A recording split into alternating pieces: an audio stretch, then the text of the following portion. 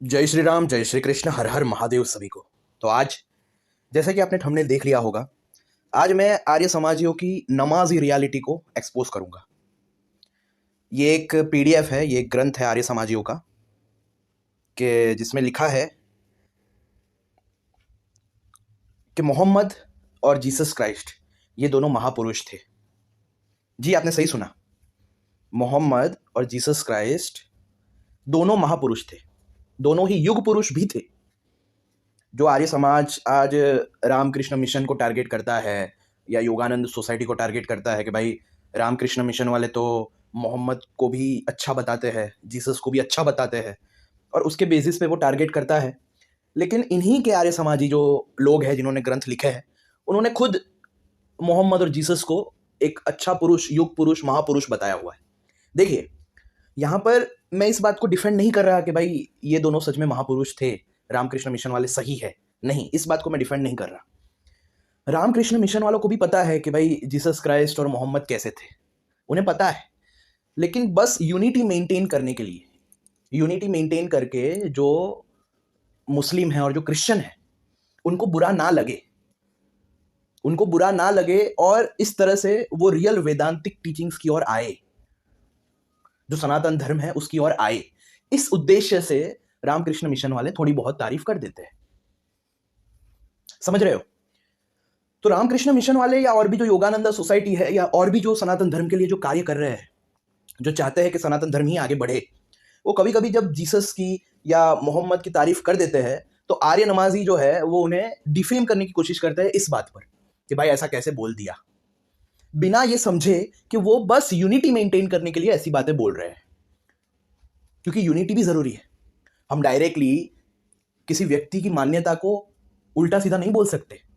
Directly अगर आप Christian या इस्लाम को बोलोगे, मतलब इस्लाम के मानने वालों को या क्रिश्चियनिटी के मानने वालों को बोलोगे कि भाई तुम्हारा तो ये ऐसा है, वैसा ये है, तो क्या वो फिर सनातन धर्म के बारे में कुछ आगे सुनेगा? नहीं सुनेगा। तो यूनिटी मेंटेन करने के लिए उनसे बात करते वक्त या उन्हें कुछ समझाते वक्त हमें उनके आदर्शों की कभी कभी तारीफ करनी पड़ती है। तो रामकृष्ण मिशन ऐसा ही है।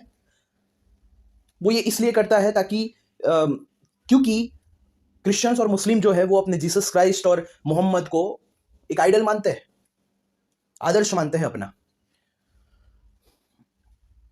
तो यूनिटी मेंटेन करने के लिए और ऐसे लोग, ऐसे क्रिश्चियंस और मुस्लिम्स को सनातन धर्म में लाने के लिए, वेदांत की ओर या और भी जो सांख्य वगैरह में लाने के लिए कभी कभी ऐसी बातें कर देते हैं, just for the sake of maintaining unity.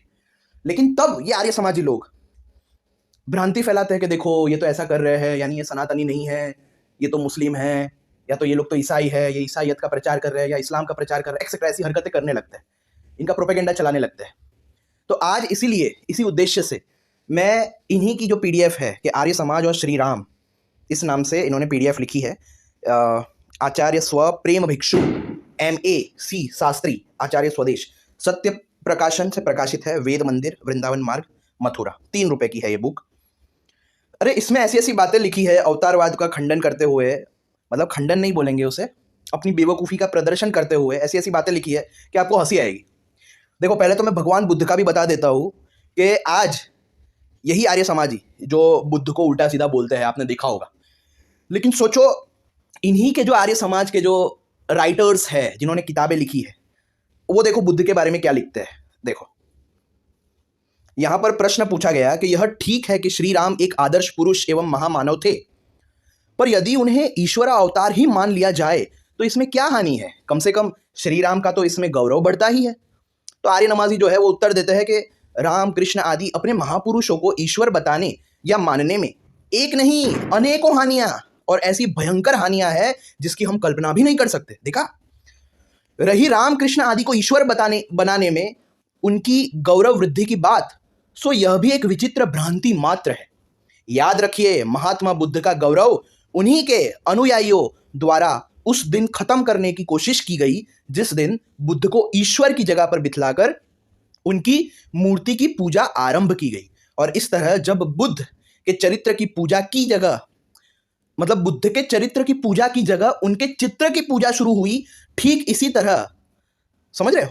यानी आजकल के जो आर्य नमाजी जो बुद्ध को उल्टा सीधा बोलते हैं कि बुद्ध तो ऐसा था, बुद्ध तो वैसा था, और इनके खुद के ही जो आर्य समाज के सब लेखक है, हाँ, खुद के ही इनके आर्य समाज के लेखक है, वो बुद्ध को एक बहुत बड़ा व्यक्ति, महापुरुष मानते थे, जिनका चरित्र बहुत अच्छा था। तो आप देख सकते हो कि जो आर्य समाज के राइटर्स है और ये आजकल के जो नियो आर्य नमाजी है, जो खुद को नमाजी नमाजी चिल्लाते हैं, उनकी विचारधाराओं में जमीन आसमान का फर्क है। इनके अनुसार, यानी आर्य समाजी जो लेखक है, उनके अनुसार भाई महात्मा बुद्ध तो बहुत ही महान व्यक्ति थे, जिनका चरित्र अति उत्तम था। तो उनके चरित्र की पूजा करने के बदले हम उनकी चित्र की पूजा करने लगे, इसलिए पतन हो गया। तो वही उदाहरण देते हुए ये कहते हैं कि ठीक इसी तरह श्री राम और श्री कृष्ण का गौरव उस दिन मिटाने का प्रयत्न किया गया जिस दिन बौद्धों की नकल करते हुए उन्हें ईश्वरत्व की चादर ओढ़ा दी गई। देख रहे हो? तो ये सब लिखा है इन्होंने। मतलब इनको राम कृष्ण से तो भाई इतना वो है कि क्या बताऊं मैं। असली मेन चीज तो अभी आप देखो कि क्या है, जो मैंने आपको बताया। ये देखो यहां पर, चरित्र की नहीं, चित्र की पूजा। अवतारवाद के इस पाप ने हमारे रक्त को ही विषाक्त कर दिया है। सबसे बड़ी खराबी तो यह है कि न किसी के जीवन काल में और न उसके बाद ही उसके आदर्शों व असूलों पर आचरण किया जाता है, पर मरने के बाद उसकी मिट्टी को, उसके चित्र की और उसकी मूर्ति की प्रतिष्ठा की जाती है। उसकी राह पर चलने का कोई नाम नहीं लेता। देखो यहां से पढ़ना। आजकल के आर्य नमाजी आप देखते हो कि भाई गांधी जी को उल्टा सीधा बोलते हैं, लेकिन इनके ही आर्य समाज के जो राइटर्स है, लेखक है, उन्होंने अपनी किताबों में गांधी जी को महापुरुष बना के रखा है। देखो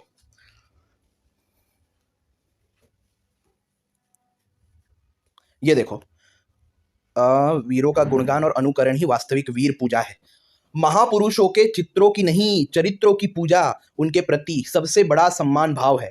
आशा है उक्त विवेचन से प्रस्तुत शंका के संबंध में कि महापुरुष ईश्वर कैसे बन जाते हैं उचित समाधान मिलेगा। अब निष्कर्ष, लेखक जो है वो अपना निष्कर्ष दे रहे हैं कि सच्चाई यह है कि न केवल भारत में किंतु संसार के हर देश में और हर काल में युग पुरुष, लोकनायक, महापुरुष जन्म लेते हैं और लेते रहेंगे। आपने देखा होगा आजकल के आर्य नमाजी ऐसा बोलते हैं कि भाई महापुरुष, युग पुरुष तो सिर्फ भारत में ही हुए हैं, भारत के बाहर तो कोई महापुरुष हुआ ही नहीं। लेकिन इन नियो आर्य नमाजी का खंडन पहले ही इनके जो आर्य समाज के जो राइटर्स हैं, इन्होंने कर दिया है कि आर्य समाज के जो राइटर्स हैं उनके अनुसार तो पूरे विश्व में ही युग पुरुष और महापुरुष होते ही रहते हैं, ऐसा नहीं है कि सिर्फ भारत में होते हैं। तो आप ये रिलेट कर पा रहे हो कि आर्य समाज के राइटर्स की मान्यता क्या है और आर्य समाज की मान्यता, मतलब आजकल के जो खुद को आर्य समाजी बोलते हैं, ऐसे नियो आर्य नमाजियों की मान्यता क्या है। अब देखो, सच्चाई यह है कि न केवल भारत में किंतु संसार के हर देश में और हर काल में युग पुरुष, लोकनायक, महापुरुष जन्म लेते हैं और लेते रहेंगे। वे औरों के सुख में अपना सुख तथा औरों के दुख में अपना दुख मानते हैं। राम कृष्ण की भांति ही, ये देखो, राम कृष्ण की भांति ही बुद्ध, महावीर, शिवा, प्रताप, कबीर, नानक, दयानंद का भी नाम लिख दिया, गांधी। देखो आजकल के आर्य समाजी जो गांधी को उल्टा सीधा बोलते हैं, इन्हीं के आर्य समाज के जो सब लेखक है जिन्होंने इनकी आर्य समाजियों की किताबें लिखी है अलग अलग, वो गांधी को एक महापुरुष मानते थे। यही नहीं, मोहम्मद और ईसा भी, देखो ये देखो, ये छुपाने के लिए इतना भाग कट कर दिया गया है, ये छुपाने के लिए इतना भाग कट कर दिया गया है, लेकिन जो रियल राइटर था, लेखक था, उसने लिखा है कि यही नहीं, मोहम्मद और ईसा भी अपने युग के महापुरुष है। तो दयानंद, गांधी, मोहम्मद और ईसा भी। तो आजकल के जो नियो आर्य नमाजी जो रामकृष्ण मिशन पे उंगली उठाते कि रामकृष्ण मिशन वाले तो देखो मोहम्मद और जीसस की भी तारीफ कर लेते हैं या और कुछ, हालांकि रामकृष्ण मिशन तो सिर्फ और सिर्फ यूनिटी मेंटेन करने के लिए, और जो इस्लाम और क्रिश्चियनिटी को मानने वाली जनता है उनको सनातन धर्म में लाने के लिए पहले उनके आदर्शों की थोड़ी तारीफ कर देते हैं, क्योंकि अगर उनके आदर्शों की तारीफ कर दोगे थोड़ी बहुत, तो ही तो वो आगे आपकी बात सुनने के लिए उत्सुक होंगे या आपकी बात सुनना चाहेंगे। अगर आप किसी व्यक्ति से मिलते हो, मान लो आप किसी क्रिश्चियन से या किसी मुस्लिम से मिलते हो और वो एकदम दृढ़ निष्ठा से जीसस और अपने मोहम्मद को मानते हैं, आप चाहते हो कि ये लोग वास्तविक सनातन धर्म की ओर लौटे, ये लोग सनातन धर्म में आ जाए, तो क्या आप स्टार्टिंग में ही बोल दोगे कि तेरा जीसस तो ये है, तेरा जीसस तो ऐसा है, तेरा मोहम्मद ऐसा है, तेरा मोहम्मद ने ये किया वो किया? आप सोचो कि अगर आपने स्टार्टिंग में ही उसको ऐसा बोल दिया तो वो क्या आपकी बात आगे सुनेगा? वो आगे सुनेगा ही नहीं। तो जो आप उसको सनातन धर्म की ओर लाने गए थे वो कभी नहीं आएगा। क्यों? क्योंकि वो जिसे आदर्श मानता है तुमने उसे ही उसका ही अपमान कर दिया। इसलिए हमेशा अगर सामने वाले को कन्वर्ट करना है अगर, तो जिसे वो अभी रिसेंट में आदर्श मानता है, भले ही वो आदर्श ना हो, भले ही वो कोई महापुरुष ना हो, फिर भी हमें डायरेक्ट अपमान नहीं करना चाहिए।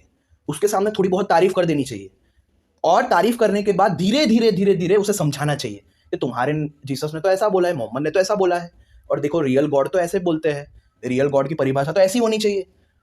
तो पहले डायरेक्टली किसी को अगर हमें सनातन धर्म में लाना है तो उनके जो आदर्श हैं उन्हें हम गाली नहीं दे सकते, नहीं तो वो भाई आगे सुनेगा ही नहीं। सनातन धर्म तो बहुत दूर की बात है, वो आगे सुनेगा ही नहीं, क्योंकि तुमने वो जिसे मानता है उसको ही उल्टा बोल दिया, तो वो आगे क्यों सुनेगा?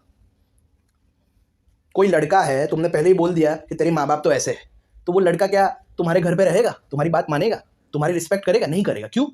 क्योंकि उसके लिए उसके माँ बाप बहुत है, उसके आदर्श है, उसके सब कुछ है, और तुमने उस लड़के के सामने ही उसके माँ बाप को उल्टा सीधा बोल दिया, तो वो आगे का तो तुम्हारा सुनेगा ही नहीं। तुम्हारी बात फिर चाहे जितनी भी अच्छी क्यों ना हो, जितनी भी सच्ची क्यों ना हो, वो व्यक्ति तुम्हारी नहीं सुनेगा, क्योंकि उसके हृदय में जो उसके आदर्श है, तुमने उसे उल्टा बोल के पहले ही तुमने इंप्रेशन एकदम डाउन कर दी। तो अब तुम्हारी बातें जितनी भी सच्ची होगी वो उसे स्वीकारेगा ही नहीं, बिल्कुल नहीं स्वीकारेगा। ये साइकोलॉजी होती है इंसानों की। तो इसलिए रामकृष्ण मिशन या योगानंद सोसाइटी जो भी है वो खुद जानते हैं भाई कि जीसस या मोहम्मद ने क्या लिखा है, क्या बोला है, वो खुद जानते हैं ये लोग सही नहीं थे, बट हम डायरेक्टली मुस्लिम और क्रिश्चियन को ऐसा नहीं बोल सकते, नहीं तो वो तुम्हारी बात सुनेंगे ही नहीं। तो पहले पहले तारीफ करते हैं कि भाई हाँ महान थे, देखो कितने महान थे, अरे इतनी अच्छी अच्छी बातें भी बोली, पहले पहले थोड़ा तारीफ करते हैं, लेकिन फिर धीरे धीरे जब उसे सच्चाई बताने लगेंगे कि सनातन धर्म ये है, गीता में ऐसा लिखा है वैसा लिखा है, फिर कंपेयर करेंगे कि भाई गीता की बात ज़्यादा सच है, उपनिषदों की बात ज़्यादा आपको सच्ची लगी, या कुरान और बाइबल ज़्यादा सच्ची लगी, कुरान और बाइबल ज़्यादा अच्छे लगे, तो वो खुद अपना इंटेलेक्ट यूज़ करेगा और समझ जाएगा कि हाँ ये गीता और उपनिषद जो है वो ज़्यादा सच्चे है, ये लगते हैं कि ये ईश्वर की वाणी है, लेकिन ये कुरान और बाइबल तो भाई लगता ही नहीं है ईश्वर की वाणी है, वो खुद समझ जाएगा। तो ऐसे धीरे धीरे धीरे धीरे कोई भी व्यक्ति को हम सनातन धर्म में ला सकते हैं। तो समझ रहे हो? इसलिए रामकृष्ण मिशन या योगानंद सोसाइटी या और भी जो लोग हैं जो सच में सनातन धर्म के लिए काम कर रहे हैं, लेकिन कभी कभार उन्हें जीसस या मोहम्मद के लिए अच्छा बोलना पड़ता है ताकि वो सनातन धर्म की ओर ला सके उन लोगों को जो जीसस और मोहम्मद को आदर्श मानते हैं, तो हमें उन्हें उल्टा सीधा नहीं बोलना चाहिए, क्योंकि वो अल्टीमेटली सनातन धर्म के लिए काम कर रहे हैं ना, अल्टीमेटली सनातनी बना रहे हैं लोगों को, बस यही है। लेकिन क्योंकि आर्य समाजी उल्टी सीधी बातें करते हैं इनके लिए, इसलिए मैंने ये बात समझाने का सोचा कि ऐसा रामकृष्ण मिशन या और भी जो अच्छे ऑर्गेनाइजेशन है जो सच में सनातन धर्म के लिए काम करते हैं, उनका ये करने का या उनका कभी कभी विवेकानंद का जीसस की तारीफ कर देना, इनका उद्देश्य क्या था या क्या है? तो इसका उद्देश्य यही है कि जो उन्हें आदर्श मानता है उन्हें उनके आदर्शों की तारीफ करके ही फिर बाद में टीचिंग्स दी जा सकती है, नहीं तो वो सुनेंगे ही नहीं। तो आप देख सकते हो आर्य समाजियों के अनुसार गांधी, यही नहीं मोहम्मद और ईसा भी अपने अपने युग के महापुरुष हुए हैं। तो जब भी ये आर्य नमाजी लोग हाँ रामकृष्ण मिशन या विवेकानंद को उल्टा बोले कि भाई तुम्हारे विवेकानंद ने तो जीसस की कई कुछ कुछ जगह तारीफ की है, तुम्हारे रामकृष्ण मिशन वाले तो भाई क्रिसमस भी मनाते हैं, कभी कभी तारीफ भी करते हैं, रामकृष्ण परमहंस कहते थे कि भाई सारे रास्ते भगवान तक ले जाते हैं, तो तुम लोग तो सही नहीं हो, ऐसा कभी कभी बोलते हैं ना ये आर्य नमाजी, कभी कभी नहीं मोस्ट ऑफ द टाइम। तो बस इनको दिखा दो, तुम्हारे आर्य समाज के जो खुद के लेखक हैं उन्होंने देखो यहाँ पे क्या लिखा है कि यही नहीं मोहम्मद और ईसा भी अपने अपने युग के महापुरुष हुए हैं, अपने तप त्याग और उच्च आदर्शों से ये ईश्वरीय गुणों को धारण कर जन जन की श्रद्धा के पात्र बन जाते हैं। कालांतर में यह श्रद्धा अति श्रद्धा में और फिर अंधश्रद्धा में बदलकर अवतार, पैगंबर, ईश्वर का इकलौता पुत्र आदि मूढ़ और नाशकारी कल्पनाओं को जन्म दे डालती है। आर्य समाज इसी सर्वनाश से विश्व मानव को बचाता है। क्या बात है, क्या बात है, बचाता है आर्य समाज। और भी देखो ये इस वीडियो को बनाने का उद्देश्य यही था कि आर्य समाजी, आजकल के न्यू आर्य समाजी जो विवेकानंद को और भी लोगों को टारगेट करते हैं कि भाई उन्होंने कैसे ये बोल दिया मोहम्मद के लिए या जीसस के लिए, हालांकि मोहम्मद की तो कभी तारीफ की नहीं है विवेकानंद जी ने या रामकृष्ण परमहंस ने या रामकृष्ण मठ ने, कभी नहीं की, लेकिन जीसस की कुछ कुछ जगह की है। फिर विवेकानंद के कुछ कुछ ऐसे वचन हैं जिसको लेके उल्टा सीधा बोला जाता है कि भाई ये तो एंटी हिंदू थे, ये वो एक्सेट्रा। तो उसके ही रेफ्यूटेशन में मैंने ये वीडियो बनाया है कि इनके खुद के जो आर्य समाजियों के जो राइटर्स है, इन्होंने ऐसी सब बातें लिखी है। आगे और भी मैं लाऊंगा कि आर्य समाजियों ने जो अपनी शुद्ध रामायण लिखी है उसमें भी उर्दू शब्द और भी जो अल्लाह और ये सब जो है उनकी बातें लिखी है कि अल्लाह भी महान था, ये वो एक्सेट्रा। आर्य समाज की ही किताबों से मैं आपको दिखाऊंगा। अब आगे और भी देखते हैं। तो आपने जो अभी अभी देखा होगा कि मूर्ति पूजा के लिए उल्टा सीधा सब बोला गया था इनके आर्य समाज के ट्रांसलेटर्स या लेखक द्वारा, अब वही आर्य नमाजी जो है वो देखो मूर्ति पूजा करते हैं, दयानंद की मूर्ति बना के बैठे हैं। मतलब राम कृष्ण शिव जी इन सब की मूर्ति के लिए उल्टा सीधा बोलना, उनको पाखंड बोलना, और ये खुद मूर्ति बना के बैठते हैं दयानंद की। और मूर्ति ही नहीं भाई, फोटो भी है। देखो जरा सोचिए हम किधर जा रहे हैं। देखो आर्य समाज इक्वल्स टू मूर्ति पूजा, ये देखो दयानंद की फोटो भी बनाई है, देखा। तो ये लोग दूसरे हिंदुओं को टारगेट करते हैं कि भाई तुम लोग ऐसे पूजा, ये देखो, अरे वाह वाह वाह, ये देखो प्रसाद भी चढ़ाया है, इतने सारे दिए भी चढ़ाए हैं, देख रहे हो। यानी जो आर्य नमाजी राम कृष्ण शिव जी इन सब की उपासना के लिए उल्टा सीधा बोलते हैं, वही दयानंद की मूर्ति, दयानंद का फोटो प्रसाद लगाते हुए, प्रसाद चढ़ाते हुए, दिया करते हुए, हाथ जोड़ते हुए, अब देख सकते हो। यही है भाई। फिर हमारे ये अंकुर आर्य जी को सुनाते हैं हम, रुकिए, ये सुनिए, ये अंकुर आर्य। कुरान शरीफ में भी दयानंद सरस्वती जी को अल्लाह बताया गया है। देखिए दया का अर्थ क्या होता है। दया का अर्थ होता है उर्दू में रहीम, अर्थात रहम करने वाला रहीम। और अगर हम दयानंद सरस्वती जी का उर्दू में नाम कन्वर्ट करते हैं तो उर्दू में बनता है दरवेश ए रहमत रहीम, जिसका जिक्र पूरी कुरान में तकरीबन 145 टाइम्स आया है, 144 टू 145 टाइम्स आया है। और वो जो शब्द है वो अल्लाह को बोला गया है कि आप दरवेश रहमत रहीम हो। तो अगर हम उसको हिंदी में कन्वर्ट करते हैं तो उसका नाम बनता है दयानंद। इस प्रकार से तो अगर हम बात करें, पूरी कुरान जो है वो अल्लाह के नाम पर किसको नोटिफाई कर रही है, किसकी ओर इंगित कर रही है, वो दयानंद सरस्वती जी की ओर इंगित कर रही है। तो मुसलमान अगर अपनी इस कुरान का हिंदी कन्वर्जन करेंगे तो उनको पता लगेगा कि वो जिसको अल्लाह मान रहे हैं वो ही आर्य समाज के संस्थापक महर्षि दयानंद सरस्वती जी थे। तो आपने सुन लिया अच्छे से। अब ये देखो, ये आर्य समाज के मंच पर ही हो रहा है। देखो ये सब मैं इसलिए दिखा रहा हूँ क्योंकि आर्य समाजी जो है, जो आजकल के नीच, सबसे बड़े जो नीच इस दुनिया में पैदा हुए हैं, वो जो अच्छी संस्थाएं हैं उनको टारगेट करते हैं कभी कभी कि भाई इन लोगों ने तो ऐसा बोला, वैसा बोला, ये बोला, वो बोला। पूरी शंकराचार्य जी, मतलब कुछ कुछ मुसलमान भी पूरी शंकराचार्य जी को मिलने गए। तो इसको दिखा दिखा के लोगों को बताते हैं कि देखो भाई सब लोग गलत है, बस हम आर्य नमाजी ही सही है। तो इसीलिए मैं आपको आर्य समाज के ही कुछ ऐसे वीडियोस दिखाता हूँ। वैसे उनकी बुक तो दिखा दी मैंने, जहाँ पे ये खुद बोल रहे हैं कि मोहम्मद और ईसा भी महापुरुष थे। हाँ, गांधी को भी महापुरुष बताया गया है। और जिस बुद्ध को आजकल के आर्य नमाजी उल्टा सीधा बोलते हैं, उस बुद्ध को भी एक महापुरुष बताया गया है इनके ही आर्य समाजी ट्रांसलेटर्स द्वारा, लेखकों द्वारा। अब ये भी सुन लीजिए ये आर्य समाज के मंच पर क्या हो रहा है, वो भी सुनिए आप। औज़ुबिल्लाहि मिनश्शैतानिर्रजीम, बिस्मिल्लाहिर्रहमानिर्रहीम, अल्हम्दुलिल्लाहि रब्बिल आलमीन। औज़ुबिल्लाहि मिनश्शैतानिर्रजीम, बिस्मिल्लाहिर्रहमानिर्रहीम, अल्हम्दुलिल्लाहि रब्बिल आलमीन। औज़ुबिल्लाहि। अब ये देखो, वो मैं आपको बयान नहीं कर सकता। उन्होंने जिस तरह से खुशी का इजहार किया और मुझे जब बुलाया और जब मैं वहां पहुंचा तो मेरी नमाज का समय हो रहा था। असर की नमाज जब सूर्यास्त होने वाला होता है, वो नमाज हमारे लिए बड़ी महत्वपूर्ण होती है। मैंने कहा कि भाई महाराज जी, सबसे पहले मुझे नमाज पढ़नी है, नमाज की व्यवस्था करो। कहने लगे वाह इमाम साहब, अब सबसे पहला काम आपकी नमाज का करता हूँ, उसके बाद अगला कार्यक्रम तय होगा। तो आपको बताना चाहता हूँ कि महाराज ने क्या किया। महाराज ने कहा कि देखो भाई, अभी अभी हमने हवन किया है, वही सबसे बड़ी महत्वपूर्ण और सबसे पाक जगह है, उसको साफ कर दो इमाम साहब, वही नमाज अदा करेंगे। अब स्वामी जी ने वहां पर जहां हवन लगाया वहीं पर उन्होंने नमाज की व्यवस्था करी। तो मैंने उसको जब बताया कि मैंने जब नमाज पढ़ी, वैसे तो आप सबको मैं बता दूं कि नमाज जो शब्द है अगर सऊदी अरब में मैं कहता जाके कि मुझे नमाज पढ़नी है तो किसी को नहीं मालूम होता, क्योंकि नमाज जो शब्द है ये भारतीय शब्द है, ये संस्कृत का शब्द है। नमः माने झुकना, अज माने ईश्वर, ईश्वर के सामने सरेंडर होना, ईश्वर के सामने झुकना, उसे नमाज कहते हैं। दुनिया का हर आस्तिक व्यक्ति जो ईश्वर में आस्था रखता है वो सब नमाज पढ़ते हैं। स्वामी रामदेव भी नमाज पढ़ते हैं, जितने भी सारे संत बैठे हैं सब के सब नमाज पढ़ते हैं, अपने अपने तरीके से पढ़ते हैं, वो एक अलग बात है। तो आपने देख लिया कि जो आजकल के नियो आर्य नमाजी है वो कभी कभी कोई मुस्लिम चला जाता है कहीं पर, कभी कभी पूरी शंकराचार्य जी के यहाँ भी जाता है, और कभी कभी रामकृष्ण मिशन में भी कोई आता है, या और भी जो ऐसी संस्थाएं जो सनातन धर्म को आगे बढ़ा रही है, तो उनके कुछ कुछ क्लिप्स या फोटो यहाँ वहाँ वायरल करके बताते हैं कि भाई देखो इन लोगों का तो मुस्लिमों से रिश्ता है, ये वो एक्सेट्रा।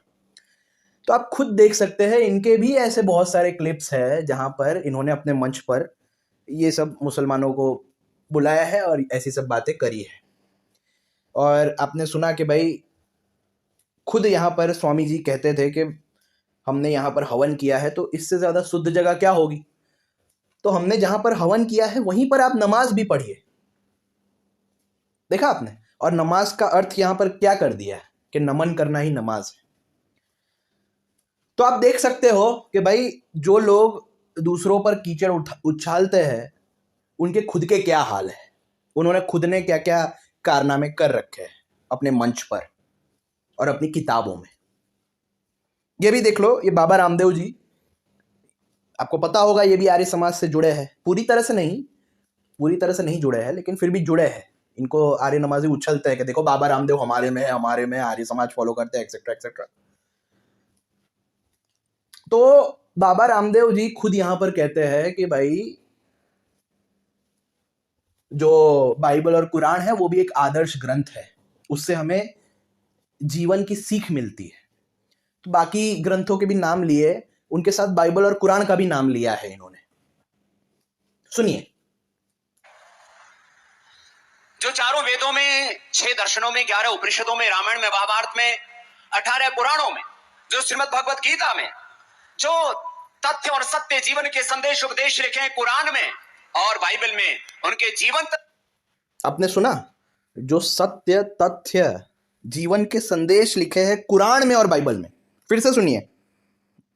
बाइबल में उनके जीवंत संदेश उपदेश लिखे हैं कुरान में और बाइबल में, उनके जीवंत स्वरूप है हमारे परम पावन दलाई लामा और पूज्य श्रद्धेय वंदनीय मुरारी बापू जी। एक बार अभिनंदन है। जो चारों वेदों में, 6 दर्शनों में, 11 उपनिषदों में, रामायण में, महाभारत में, 18 पुराणों में, जो श्रीमद् भगवत गीता में जो तथ्य और सत्य जीवन के संदेश उपदेश लिखे हैं कुरान में और बाइबल में, उनके जीवंत स्वरूप है हमारे परम पावन दलाई लामा और पूज्य श्रद्धेय वंदनीय मुरारी बापू जी। एक बार अभिनंदन है।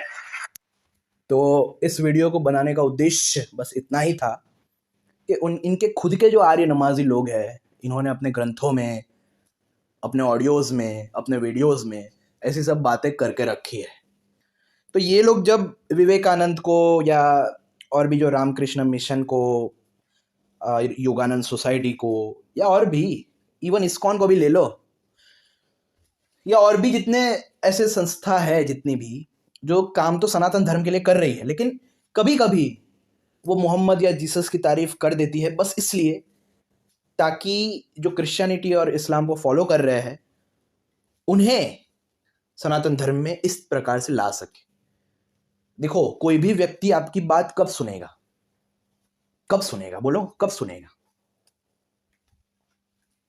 जब वो ये जान लेता है कि ये मेरे आदर्शों की रिस्पेक्ट करता है, भले ही उन्हें मानता नहीं है उतना, उन्हें कोई वो नहीं मानता जैसा हम मानते, बट वो हमारे आदर्शों की रिस्पेक्ट करता है।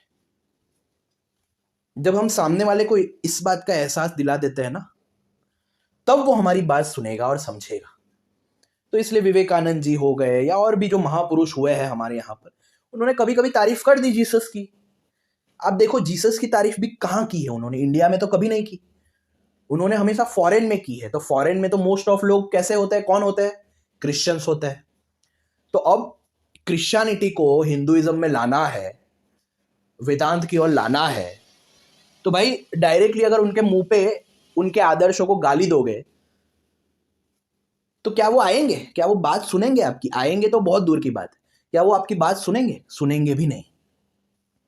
तो इसलिए विवेकानंद जी या और भी जो अच्छे महापुरुष हो गए, वो जब वहां पे मतलब विदेशों में जाते थे, तो क्योंकि most of the Janata Christian होती थी, और क्रिश्चियनों को अगर हिंदुइज्म में लाना है तो उनके जो आदर्श है, जैसे ईसा मसीह को रिस्पेक्ट देना एक धर्म हो जाता है उनके सामने।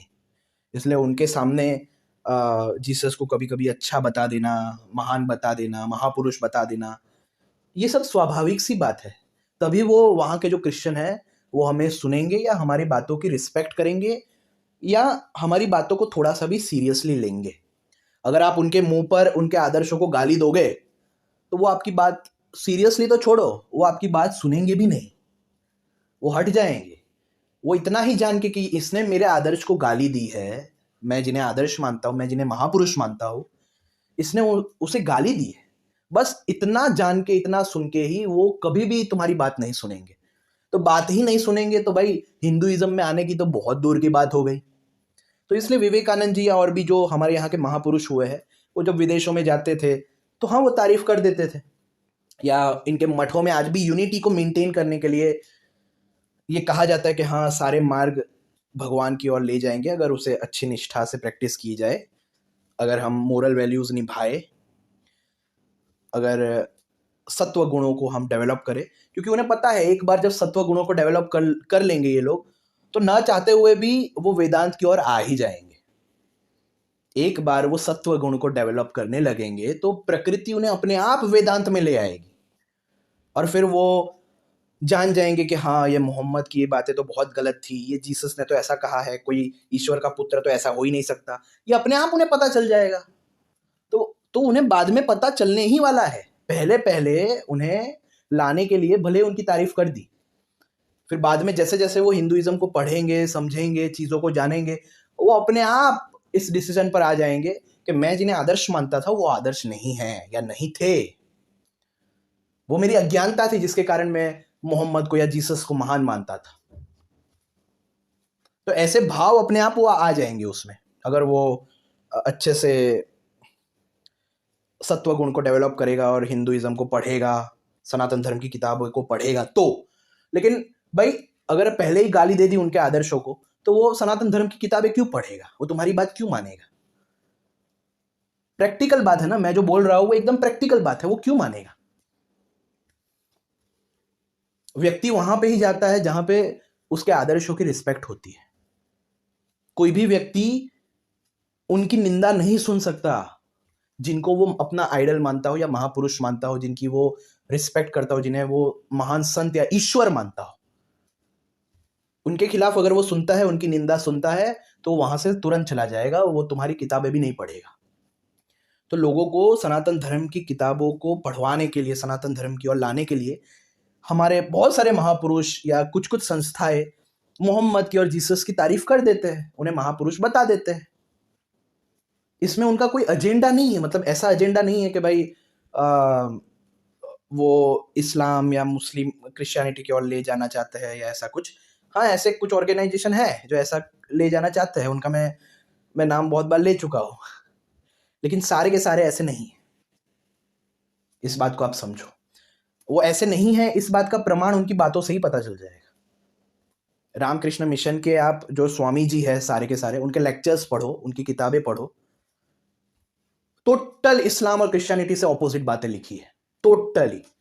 और आज भी अगर सर्वप्रियानंद जी और उनके जो स्पीचेस है, और भी रामकृष्ण मिशन या योगानंद सोसाइटी और भी जो अच्छी संस्थाएं हैं, उनके अगर आप ऑडियो सुनोगे, उनकी स्पीचेस सुनोगे, तो उनकी बातें तो टोटली क्रिश्चियनिटी और इस्लाम के ऑपोजिट है।